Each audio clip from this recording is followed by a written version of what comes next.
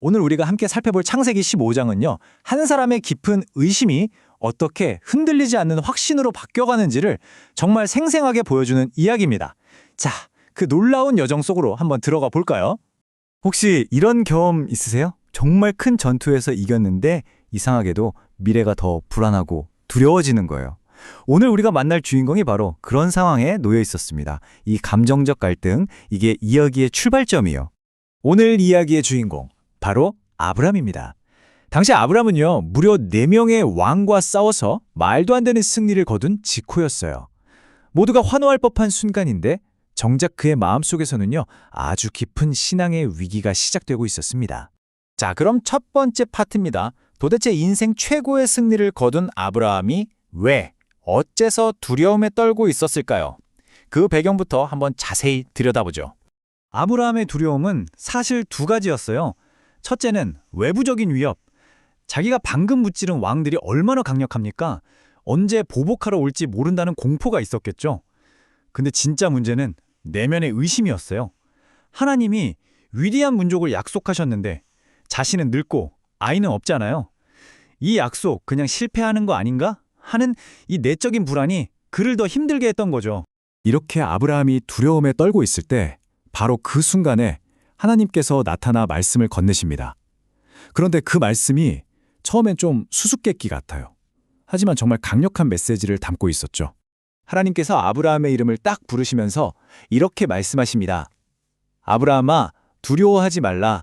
나는 네 방패요, 너의 지극히 큰 상급이라. 여기서 방패와 상급, 이 두 가지 은유가 창세기 15장 전체를 푸는 열쇠가 됩니다. 그러니까 하나님은 지금 두 가지를 약속하시는 거예요. 나는 네 방패다. 이건 위협으로부터 널 지켜주겠다는 보호의 약속이고요. 나는 네 상급이다.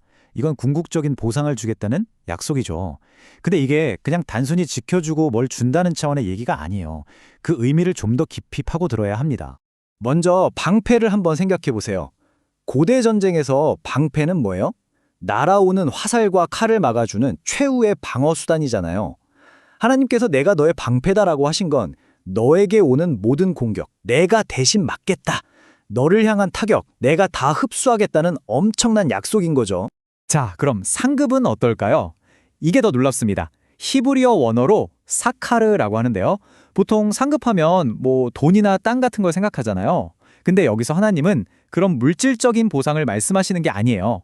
바로 나 자신이 너의 상급이다. 즉, 나와의 관계 자체가 너의 가장 큰 보상이라고 말씀하시는 겁니다. 와, 정말 대단하죠? 자, 이렇게 엄청난 약속을 들었으면 아멘 하고 받아들일 것 같잖아요?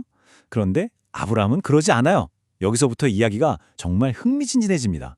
아브라함은요, 이 약속에 대해 아주 솔직하고 심지어 좀 고통스러운 질문을 던집니다. 아브라함이 이렇게 말하는 거예요. 주 여호와여, 제게 무엇을 주시겠습니까? 저는 자식이 없는데요. 결국 제 집에서 일하는 종이 제 상속자가 될 겁니다. 보세요.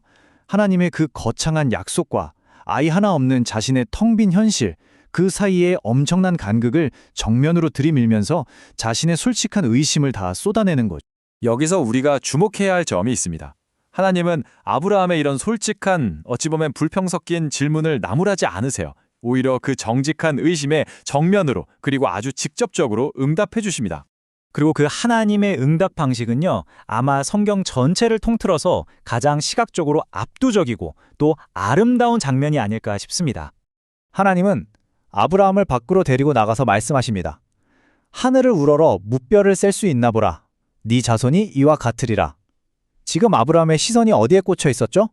땅에, 자신의 늙은 몸에 꽂혀 있었잖아요. 근데 하나님은 그의 고개를 들어서 저 무한한 밤하늘을 보게 하신 거예요. 그의 유한한 현실을 넘어 하나님의 약속이 얼마나 광대한지를 눈으로 직접 보여주신 거죠. 이걸 시각적 계시라고 부를 수 있을 것 같아요. 보이지 않는 약속을 눈에 보이는 창조 세계, 저 별들을 통해서 확증해 주신 겁니다. 이건 단순히 보여주기 위한 쇼가 아니었어요. 네 계산, 네 생각의 틀을 깨고 나와라, 나를 믿어라, 이렇게 가르치시는 강력한 교육의 순간이었던 거죠. 그리고 바로 이 지점에서 이 이야기의 클라이맥스, 나아가 신학의 역사를 통째로 바꿔놓을 한 문장이 등장합니다. 성경은 이렇게 기록합니다. 아브라함이 여호와를 믿으니 여호와께서 이를 그의 의로 여기시고 와, 이 한 문장. 아브라함이 뭔가를 해서가 아니라 그냥 믿었더니 하나님께서 그걸 의로움으로 인정해 주셨다는 거예요. 이게 정말 어마어마한 선언입니다. 이게 바로 나중에 이신칭의, 즉 믿음으로 의롭게 된다는 신학의 핵심 개념이 됩니다. 무슨 뜻이냐면요.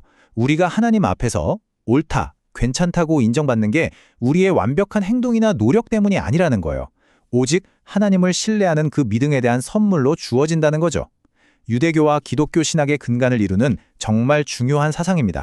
그런데 이야기가 여기서 끝이 아니에요. 놀랍죠?